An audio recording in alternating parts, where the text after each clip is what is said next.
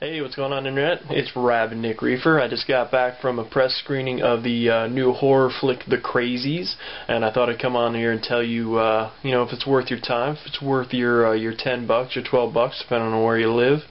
It's directed by Breck Eisner, who is claim to fame so far has been Sahara, but don't let that turn you off. It's a remake of the 1973 movie by the same name, and it takes place in a little town in the middle of nowhere called Ogden Marsh. And everything is serene, everything's quaint. It's kind of like a Norman Rockwell painting, but little do the characters know that it's about to become a Norman Rockwell painting gone straight to hell. Basically, your plot it's kind of simple. It's not all that inventive.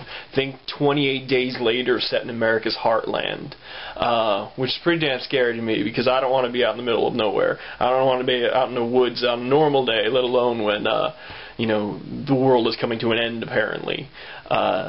It is a horror movie. There are the typical jump scares. Like I said, there's nothing too inventive. And there's a fair amount of gore, but nothing too dramatic. Nothing is going to make you, go home and weep for 6 weeks. Except for you girly men out there. I think one of the best things about The Crazies is the pacing.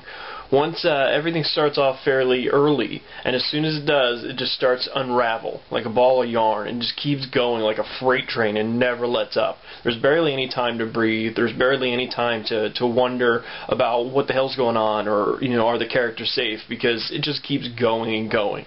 And it's done really well.